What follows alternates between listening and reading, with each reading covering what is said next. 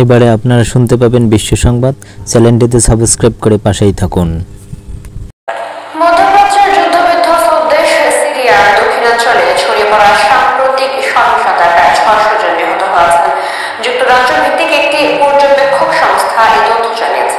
এর মধ্যে সহিদা অঞ্চলে সিরিয়ার সরকারি বাহিনীর উপস্থিতি মেনে নেবে না বলে আবারও হুঁশিয়ারি দিয়েছেন ইসরায়েলের প্রধানমন্ত্রী বেনিয়ামিন নেতানিয়াহু।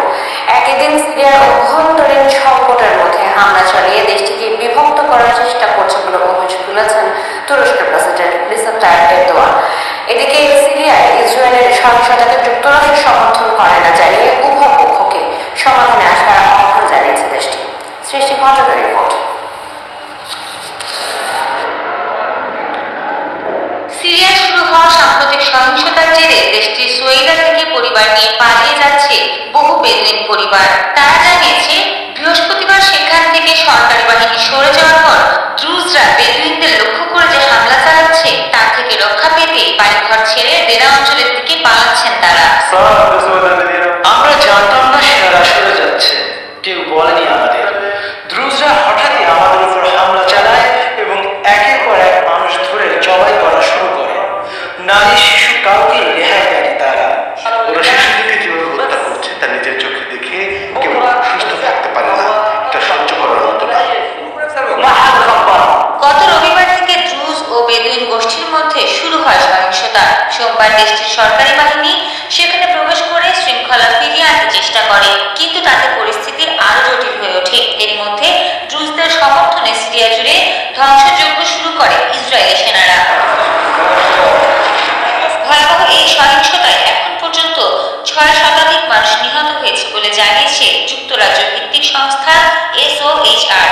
সংস্থাটি জানায় নিহতদের মধ্যে 300 জনই ধর্মীয় সংখ্যালঘু দ্রুজ গোষ্ঠীর সদস্য, আর তাদের মধ্যে 146 জন যোদ্ধা এবং 154 জন বেসামরিক নাগরিক।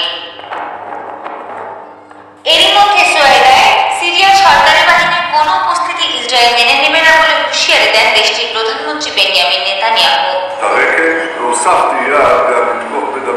তবে সিরিয়ার অভ্যন্তরীণ সংকটের মধ্যে ইসরায়েল হামলা চালিয়ে দেশটিকে আরো বিভক্ত করার চেষ্টা করছে বলে অভিযোগ তুলেছেন তুরস্কের প্রেসিডেন্ট রিসেপ তাইয়িপ এরদোয়ান।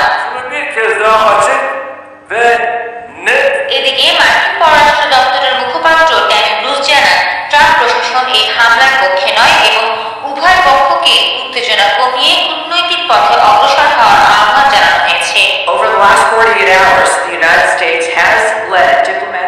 এই বর্বরোচিত হামলার প্রতিক্রিয়া জানিয়েছে চীনও। তারা সিরিয়ার সার্বভৌমত্ব ও ভৌগোলিক অখণ্ডতা রক্ষার জন্য বিশ্ব সম্প্রদায়কে আহ্বান জানিয়েছে। পাশাপাশি জাতিসংঘের মহাসচিব অ্যান্টোনিও গুতেরেস সিরিয়ায় ইসরায়েলের চলমান হামলায় গভীর উদ্বেগ প্রকাশ করে ইসরায়েলকে হামলা বন্ধের আহ্বান জানিয়েছেন। যুক্তরাষ্ট্র ও ভারত বাণিজ্য চুক্তি চূড়ান্ত করার খুব কাছাকাছি রয়েছে বলে জানিয়েছেন মার্কিন প্রেসিডেন্ট ডোনাল্ড ট্রাম্প।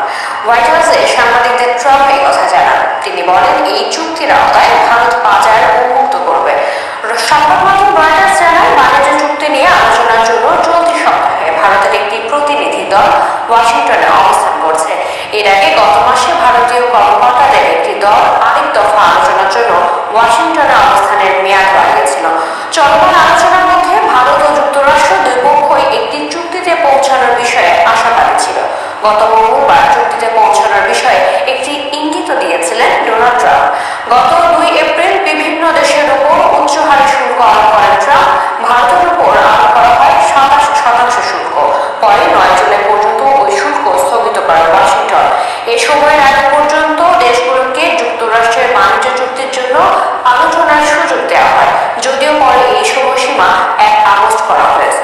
মার্কিন কূটনীতিবিদদের বিদেশি নির্বাচনের স্বচ্ছতা বা গ্রহণযোগ্যতা নিয়ে মন্তব্য করা থেকে বিরত থাকার নির্দেশ দিয়েছেন দেশটির পররাষ্ট্রমন্ত্রী মার্কো রুবিও। এই নিয়ে বিশ্বের বিভিন্ন দেশের মার্কিন কূটনীতিবিদদের কাছে বার্তা পাঠানো হয়েছে বলে জানিয়েছে ব্রিটিশ বার্তা সংস্থা রয়টার্স।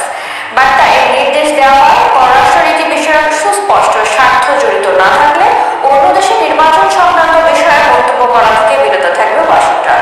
যদি মন্তব্য করার প্রয়োজন হয় সেটা হবে বিজয়ী প্রার্থীকে অভিনন্দন জানাতে এবং পারস্পরিক কূটনৈতিক সহযোগিতার প্রতিশ্রুতি স্মরণ করিয়ে দিতে।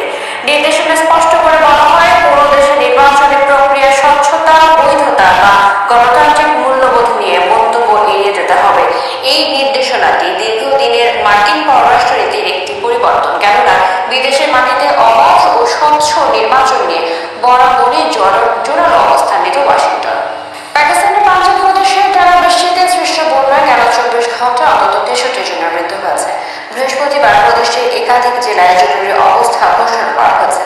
এদিকে বৃষ্টিতে বিপর্যস্ত দক্ষিণ কোরিয়ায় এখন পর্যন্ত 4 জনের মৃত্যু হয়েছে। অন্যদিকে ইউরোপ জুড়ে তীব্র তাপদাহের মধ্যে স্পেনের উত্তর পূর্বাঞ্চলে ছড়িয়ে পড়া দাবানল এখনো নিয়ন্ত্রণে আসেনি।